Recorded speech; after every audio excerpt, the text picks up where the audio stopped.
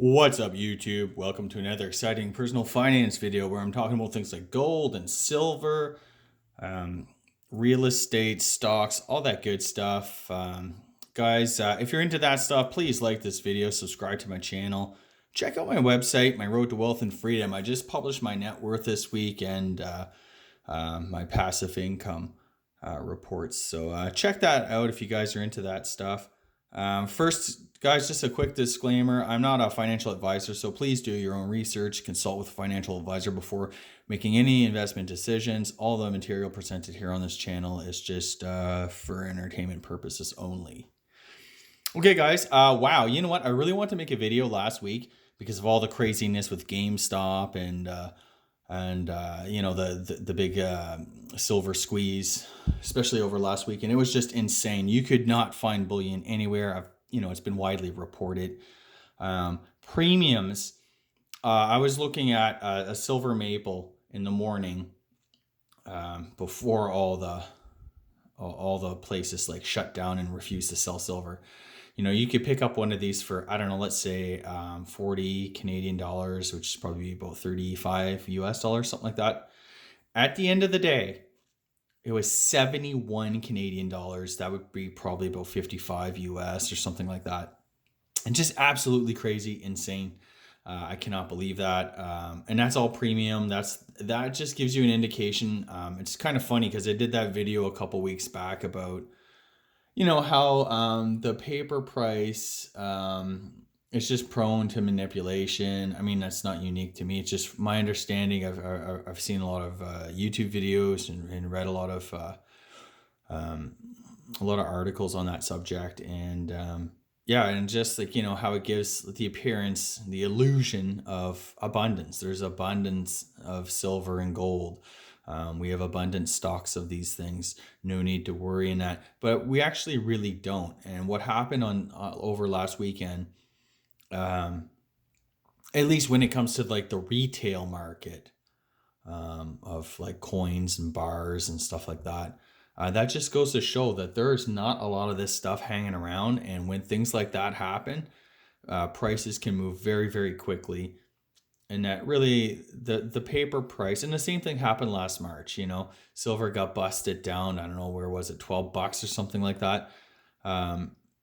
You could not find an ounce of silver for anywhere near spot price last March. It was just insane. There was premiums as high as like $10, $5 to $10, that sort of range above spot. And same thing with gold. And this is why a lot of these gurus tell you go get, secure your supply of gold and silver before the catastrophe happens. Because when that happens, you're not going to be able to find it. And if you are, it's going to be at nosebleed levels, eye-watering nosebleed levels. You're just like unaffordable. You're not going to spend that kind of money on it.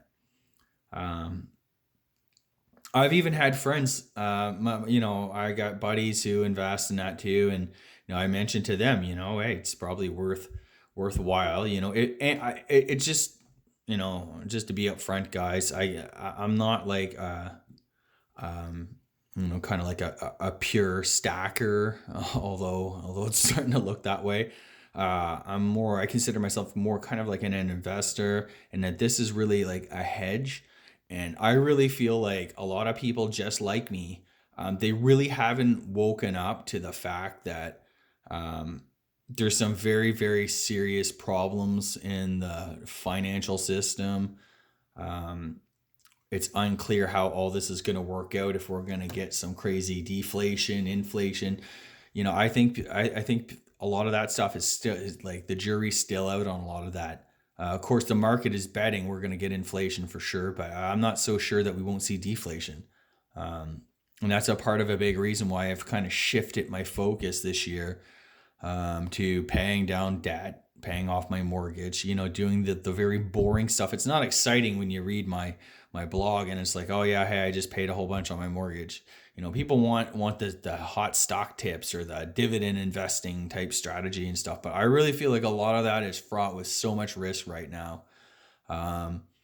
Markets are at all-time highs, and that's not justified. But yet you see these guys on CNBC saying like, hey, yeah, valuations are perfectly justified. We heard the same stuff in the dot-com crash, and it like there's always this reversion to the mean.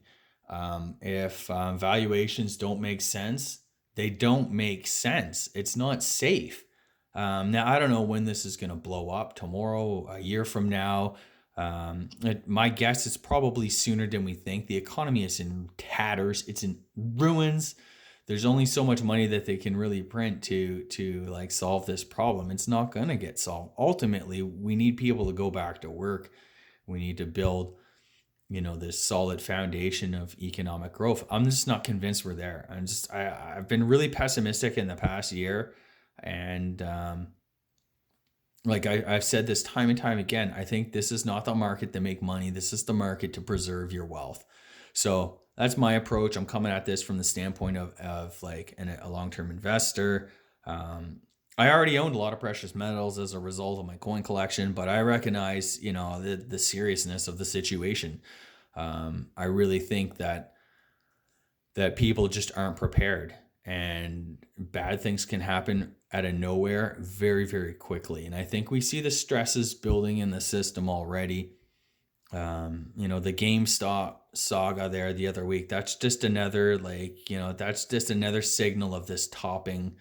I watched a documentary a couple of days ago about the Great Depression, and it was just so funny because in every one of these boom bust cycles, and that it's always like, the names change, but ultimately the underlying fundamental problems remain the same. There's too much debt. People are over levered. They're gambling on stocks. Usually the retail investor hops in like they did before the housing crash. Everybody was flipping houses.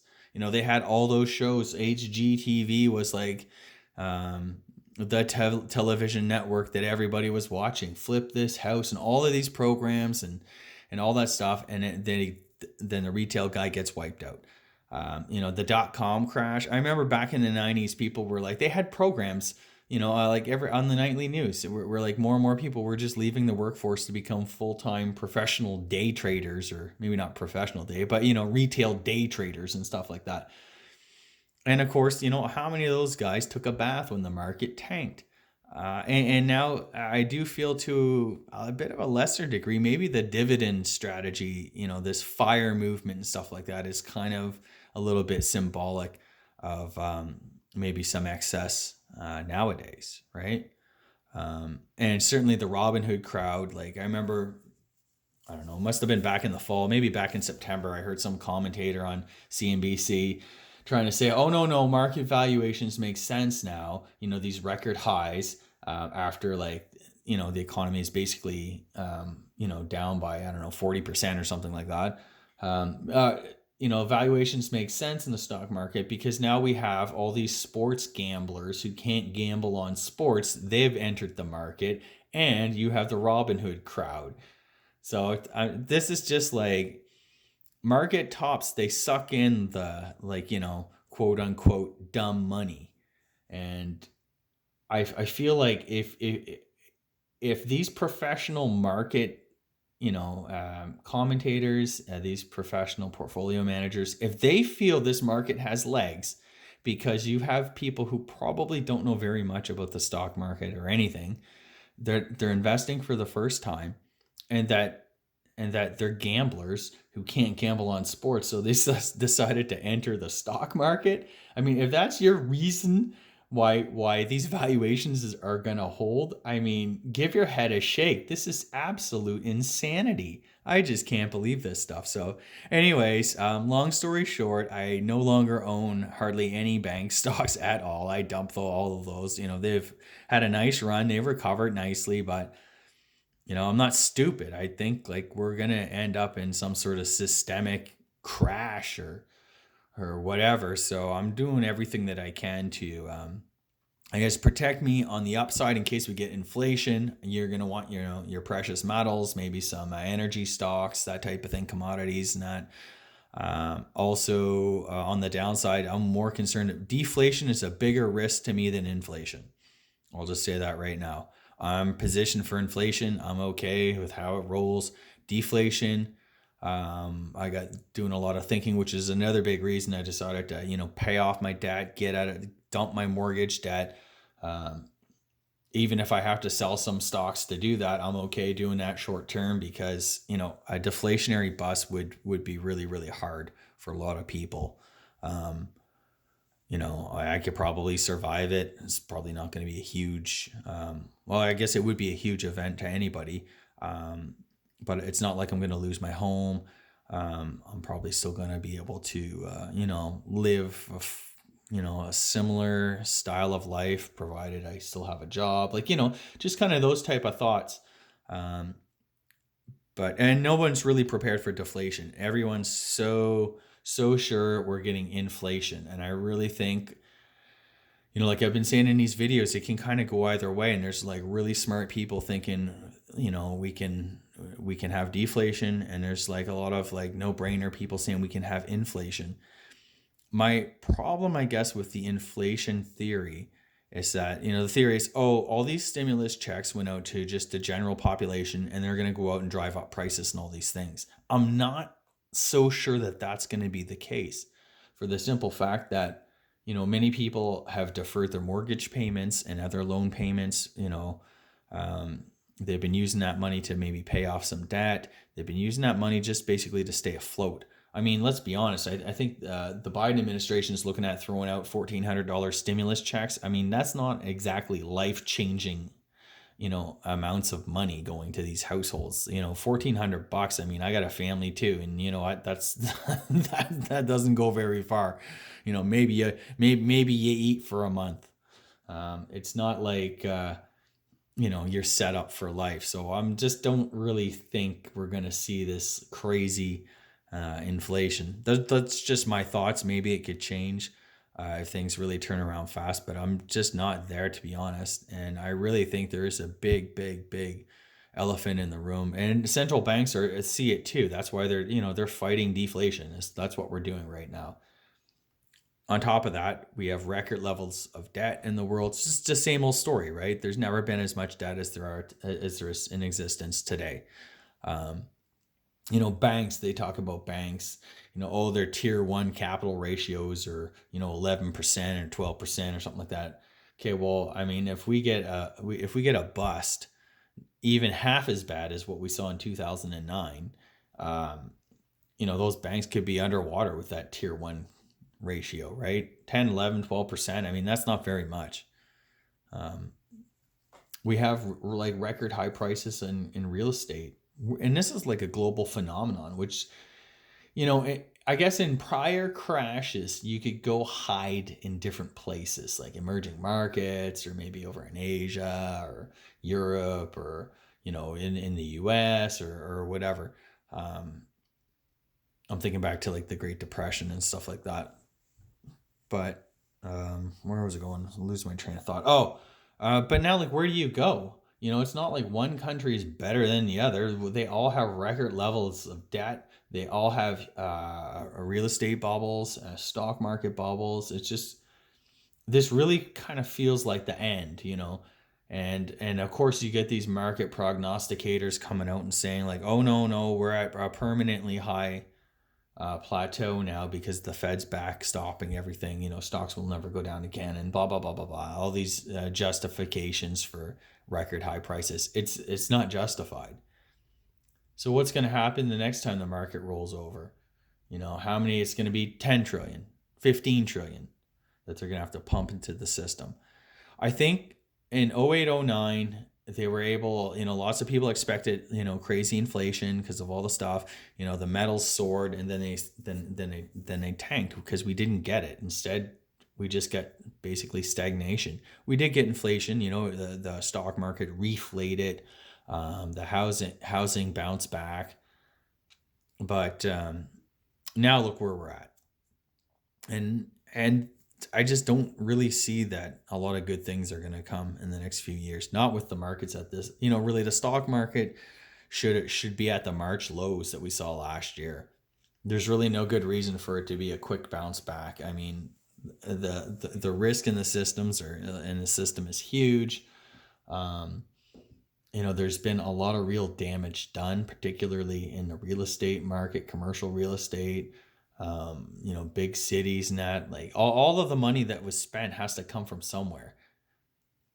And even if the governments want to put their best foot forward and try to do the right thing, you're looking at like austerity, tax increases. Like, how is this really a constructive setup for like a boom? And they're talking about the roaring 20s. Like, I'm not a believer in that. I don't really see that. Of course, I could be wrong. And make no mistake about it. My plan right now is just to pay off my debt, pay off my mortgage.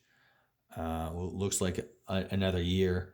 This time next year, I'll probably be done with the mortgage. I'll still have to make a couple more payments, but I won't be able to put any more like lump sums and stuff like that. So I'm gonna turn my focus to investing once again in a tax sheltered account. And I'm gonna probably be buying stocks again. So I don't want to make it sound like, hey, like, it's the end of the road. I'm not doing investing anymore.